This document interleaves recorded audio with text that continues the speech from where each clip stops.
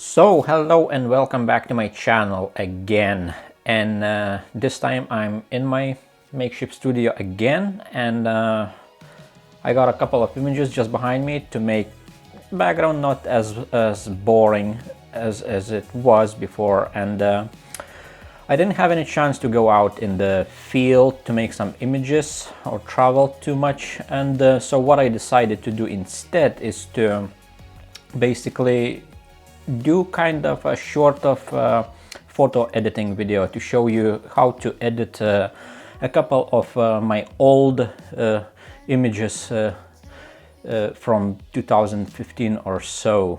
So basically the images that I chose are let's just dive in straight into it. And images, these are JPEGs from my old smartphone, Samsung Galaxy S3, I believe it. I no longer even have it anymore.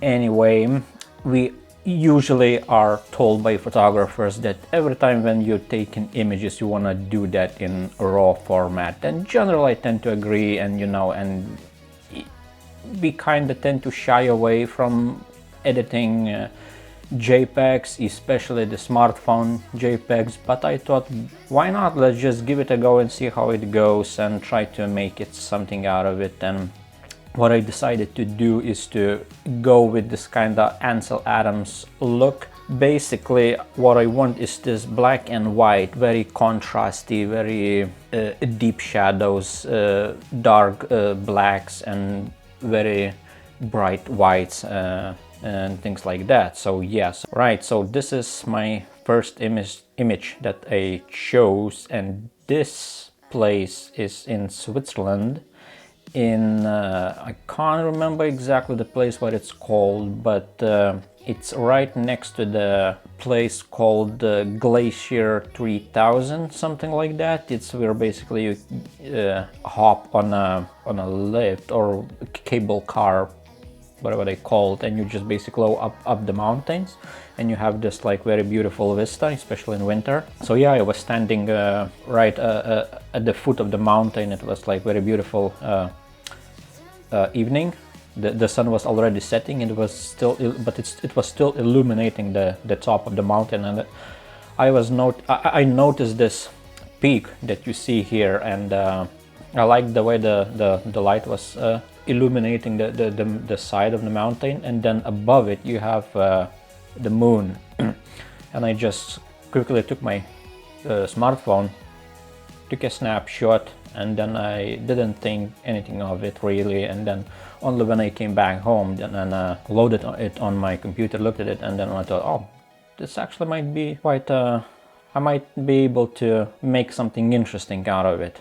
And now after 6 years, looks like I might be able to kind of rescue the image. And so yeah, so right, so what we're gonna do is we basically gonna convert it into black and white, and then what I want to do is reduce the highlights all the way down, and lift my shadows just a bit, maybe. Yeah, that's about good. And then I want to increase my whites by, let's see how much that should be. I want it maybe a bit less.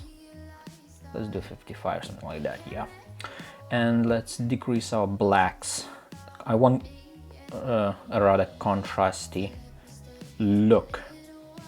And let's increase the contrast, obviously, by, yeah, they're about. So far so good. The next thing I want to do is to jump into my blue channel, and what I want is my darken the sky a little bit, not too much, not something too crazy. And yeah, let's do 30, maybe 25 there. Yeah, that should do. Now the next thing is we're gonna jump into local adjustments, and specifically into my gradient tool. Let's reset everything, and let's go all the way, almost all the way down towards that peak, and let's reduce our exposure by quite a lot, let's say 1.5 thereabouts. And then I'm going to press Option Command on my Mac, and I'm going to duplicate this my gradient tool, and gonna drag it down a little bit to have a bit nicer, smoother gradient darkening on my sky. So far so good, looks almost there. What's left to do is to increase the brightness of that, like a triangular kind of peak, and I'm gonna use a circular filter or tool, and let's just draw a circle, and let's increase the white. Let's see what works. Yeah, about right there. And let's use the brush towards for a bit more fine tuning. Yeah, just like that.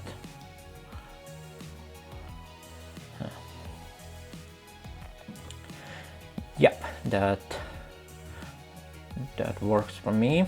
And the last thing probably is I wanna increase the brightness of the moon. So let's zoom in a bit more, 200%, and let's use the circular filter again, and let's increase the exposure a bit, and let's try highlights. Yeah, that. Let's see how it looks. Oh yeah, it's perfect. So there you go. What's left is to crop it. I'll go for square crop, and let's align the moon with the top left corner and the peak more or less in the middle-ish. So there you go. That's our image. So that's Ansel Adams-ish.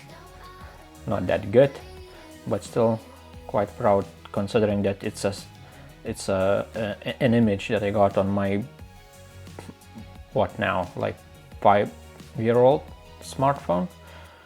Yeah, that's quite impressive. Right, my next image and our last image of today is this one. So we're basically gonna go, I guess, through the same process. We're gonna convert it into black and white, and then I want everything to be very contrasty and basically to have my blacks very dark again, but I want these peaks, like with the previous image, to be like very bright and white and like contrasty with the rest of the image. So yeah, let's go and let's do that. So yeah, let's black and white, and let's increase contrast by quite a lot, let's say 70%. Let's reduce our highlights all the way down. Let's lift our shadows. Let's go all the way up and increase the whites again, and let's decrease our blacks. Let's make it quite contrasty image. I'm gonna reduce my shadows just a tad. Yeah, that should do. Back into the black channel, let's darken the sky just a bit, and I'm also gonna use